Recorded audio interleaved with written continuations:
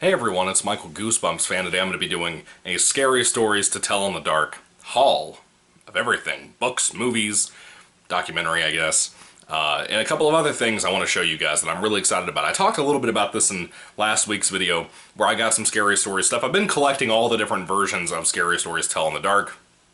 I would argue that besides Goosebumps, it's probably my favorite book series. It's fantastic.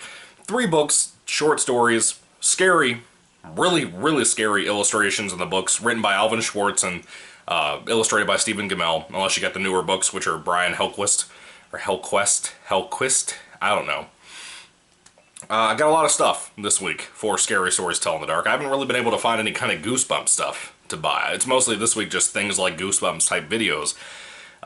But this one I wanted to start off with. I'm really excited. I'm actually rereading the 3 books this week. I actually read the first 2. I'm on the 3rd one right now, about halfway through it again. I love this book. It's so great. Or those 3 books. They're so great. To start off, I have a Best Buy exclusive Steelbook for the film that came out last year, which is freaking sick, and I love this. It's such a great cover. Not many times do I buy a Steelbook for a film, unless it's something somebody else gave me, or if it came in a film lot that I buy off eBay, or if it's a movie that I love to death, like Christmas Vacation, Terminator Genisys. Yes, I love Terminator Genisys. Do not give me a hard time for that. I love Terminator Genisys. Probably my favorite of the franchise. I know it sounds like blasphemy, but I love it. I think it's great. What's another one? Batman vs. Superman Dawn of Justice. That's another one that I love that everybody else hates, that I have a Steelbook for. And now I have this to go in part of the collection, and I'm really excited to have this. I was hoping I could find it. Apparently the price is going up really fast on these. So if you want a Steelbook of Scary Stories to Tell in the Dark, you better grab it while you can, because that price is skyrocketing, man. Seriously. The next thing I got was the documentary, Scary Stories, and I saw this once. I rented it on Amazon Prime a while back, a couple of months ago. It was not good. It was not a good documentary. It had some interesting stuff about the past of the books, about how they were trying to deal with a lot of censorship, a lot of being taken out of children's libraries and libraries in general, possibly being banned in the US. Lots of little issues like that came into play, but a lot of this is focused more around the fan base and people getting tattoos of Scary Stories monsters, and it starts off the film with this really horrible folklore sounding song. Folk song is what I meant, not folklore. Folk sounding song that this band has, and I don't mean to trash any of them. I'm just not... I bought the documentary to watch a documentary about the books that the film is advertising, not just to see what the fan base thinks of the franchise. And it's almost a situation where I wonder if there wasn't enough content to fill in just a movie about the books and about Schwartz himself and Gammell. It's almost like they had to throw in all these other fan stuff for like another half an hour to really kind of fill in the running of the film, but it ain't great. If you're a big collector, if you love these books, maybe it's worth watching. I don't know about buying, but maybe worth renting on Amazon Prime or something if you can find it. But I bought it just because I was like, you know, I'm gonna regret it if I don't go ahead and get this and put it in the collection. You don't have very many Scary Stories to Tell in the Dark books or movies or anything that come out, so why not? Just go ahead and grab it, put it part of the collection. You might be thankful that you had it one day. I don't know. The next thing I picked up was the 3, I believe these are the 25th anniversary copies of the Scary Stories to Tell in the Dark books, because they have holographic covers. Oh, that's really cool looking on camera, where I'm at. I don't know if you guys can see it on the video when it's uploaded, but where I'm sitting, this looks really sick. That kind of rainbow type thing. Yeah, I was looking at these. I didn't know if I wanted to get them. I went ahead and got them because I'm buying pretty much every version of this. Really all I have left now, after what I bought yesterday that I'm not going to spoil for you, I'm going to have a video next week to show you what I bought then. Well, all I pretty much have left is if I can find hardcovers of the original books individually, not like what I'm reading right now in that big hardcover with all 3 of the books together, but like the individual books. I believe they were released at some point in hardcover from what I could tell. I saw somebody listing one of them, and it was expensive, man. It was like $100. I'm not paying that, but if I can get my hands on some of the older ones that are hardcover, I'm going to keep my eyes peeled. Same thing with the Goosebumps books that I'm trying to find in hardcover, but for now, yeah, I'm just kind of browsing around. But here's the second book, More Scary Stories to Tell in the Dark. That one's a little bit harder to make out, you know, because of the weird pattern. And these are all in pretty good condition, aside from that first book's cover being a little floppy. Might have been a packaging issue, or might have been some kind of shelf issue or something. The third book, once again, is in great condition. Holographic cover. Again, I believe these are the 25th anniversary. It might be older than that, or like a 30-year anniversary. I don't know, but I'm pretty sure that's what I read somewhere. These are the 25th anniversary. I could be wrong. If I'm wrong, please put it down in the comment section down below. I'd love to hear what you have to say about it. Please correct me if I'm wrong. But yeah, I have these now, so I'm glad to have those. And I have 3 more things to show you. Originally, there was a book that had all 3 of the books put into one big hardcover, and that was called the Scary Stories Treasury. And that's what I have right here. It is a hardcover, basically the same exact thing as what I was showing you that I'm reading currently right now. I love the cover, having the creepy zombie lady from the haunted house story in here, or on here. The book is in a little bit of a weird state. It looked a lot worse on eBay before I bought it.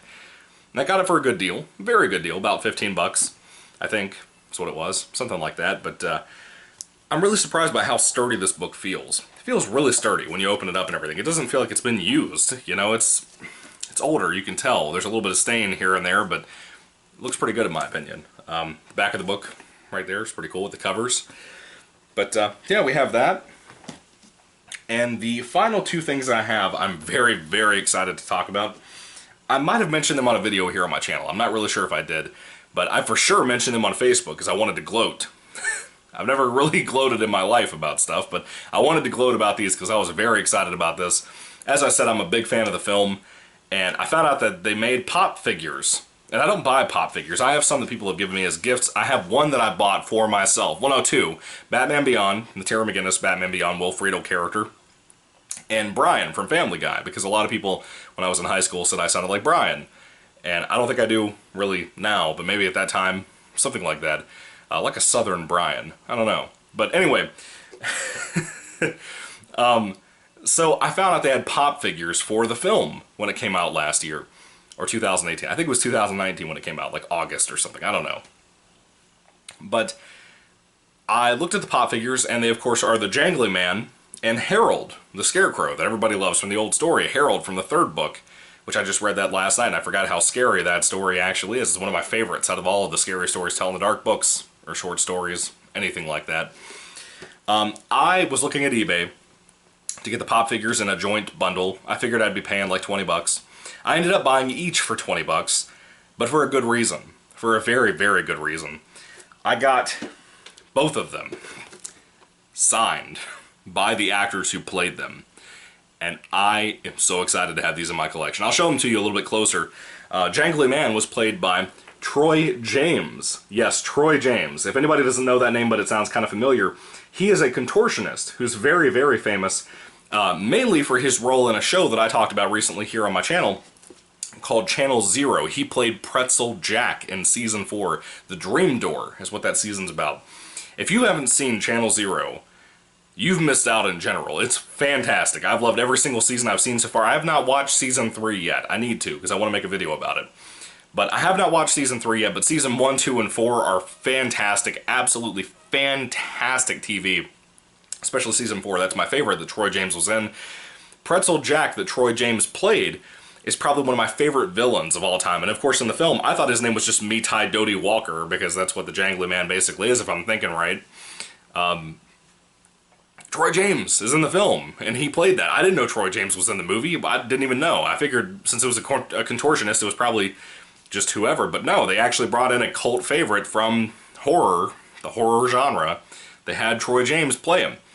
And it actually has a certificate on the top of this for a certificate of authenticity, saying this Funko Pop has been hand-signed by Troy James, who played Jangly Man in Scary Stories Tell in the Dark. It was signed during a private signing for the BAM Horror Box and is guaranteed to be authentic. That's pretty cool, man. I'm so excited to have this in my collection. Look at that. It's so neat. I love that villain, man. When they had that in the film and he came down like the chimney and stuff, that was awesome. It was so awesome. But they only made 2 of these figures.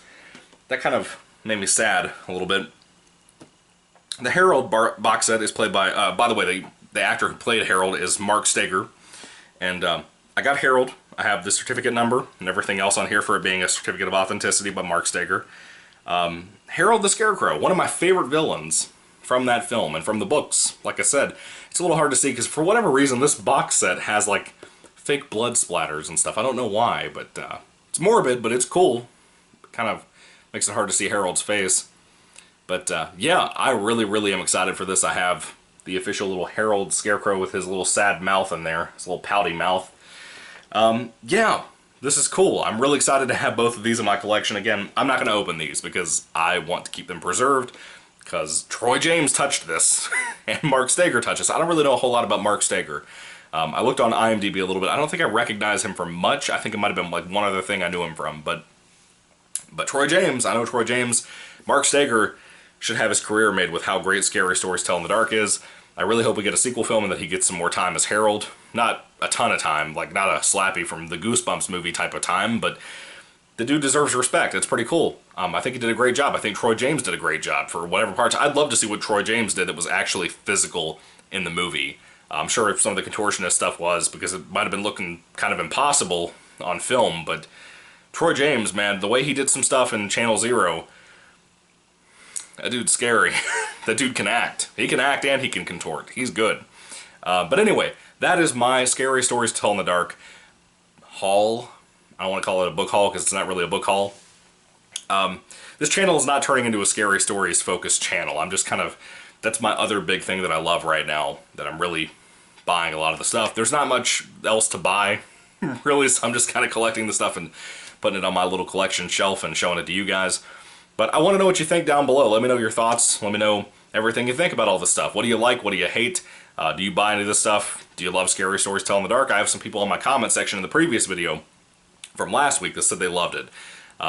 So I'm excited to talk about this thing with people who haven't really, you know, I don't know, who don't collect this stuff. I recommend the books tremendously. I recommend the film tremendously. If you want a really good PG-13 type horror film to watch, even if you're an adult who has a kid and you want to show them kind of a cool little horror film that has some gore but not really, but it's also just a plain out scary movie, not really much cursing or anything to it. Scary Stories Tell in the Dark is a fantastic film. I loved it. I cannot believe that people did not talk about it more than it actually deserved. It was one of those things like the Goosebumps movie. When the Goosebumps movie came out in 2015, the only people screaming in love for this, for the most part, were Goosebumps fans. Not so much people who did not grow up on this, not so much adults who were just going to see a kid's film. It was mostly some people in the Goosebumps community. Haunted Halloween, the sequel film from 2018, we're some of the only people that are talking about how much we like the film. For the most part, a lot of the fans hate it, and I get it. I get it on both behalves, 2015 and 2018's films. But the 2019 Scary Stories Tell in the Dark film, it's great. It's really great. I think in a lot of ways, even though it's not just an anthology adaptation of the individual stories, I think what they did with kind of ripping off the 2015 Goosebumps film with a secret book, with a haunted house and spooky things like that, ripping off the Goosebumps film was the best thing that Scary Stories had decided to do to try to make their movie, because it worked fantastic. Guillermo del Toro is the person who worked on it, who produced it and everything. He was really close to becoming a director, I think, for it, or was at one point, and he dropped out of that. But he is not a person that I'm a big fan of usually with movies. I'm not really a big fan of Pacific Rim or anything like that that guy makes. But this was great. This was really great, and I love it. But anyway, what are your thoughts? Put them down below, guys. Thank you for listening to me ramble and talk about some cool stuff. And may the Lord Jesus Christ bless you guys today. I hope you have a good weekend. And if you're in quarantine, enjoy the weekend extended. I don't know. Anyway, God bless you. Goodbye.